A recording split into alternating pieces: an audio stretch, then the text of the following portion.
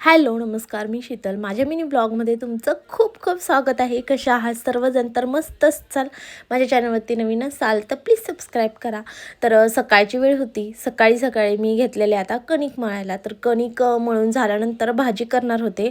तर इथे सगळं म्हणजे सकाळचं माझा स्वयंपाक आहे ना, तेच दाखवत आहे मी तुम्हाला. तर चपाती भाजीच करायची होती यांच्या टिफिनसाठी आणि मुलांना पण मुलांना सुट्टी होती, पण तेच जेवण मी मुलांना पण देत असते. आम्ही वेगळं खूप जास्त बनवत नाही, कारण की तीच भाजी आणि चपाती आहेत तर चौघं, तर एवढ्या सगळ्या भाज्या कशाला बनवायच्या. त्यामुळे एकच भाजी असते. कधी तर वेगळी भाजी असते की मुलांना जास्त कुठली आवडत नाही ती.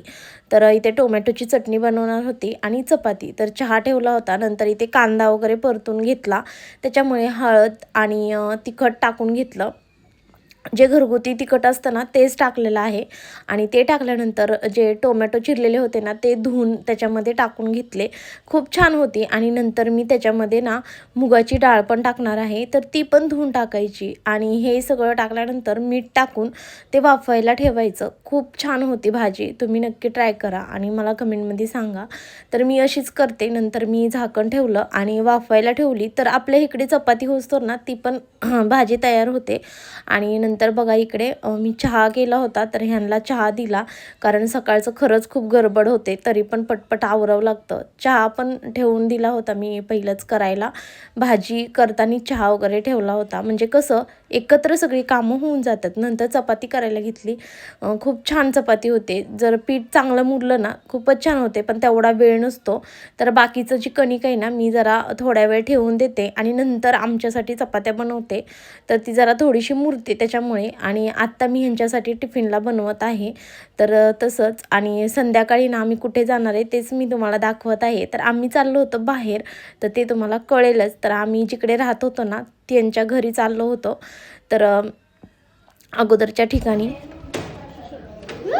कोण आले?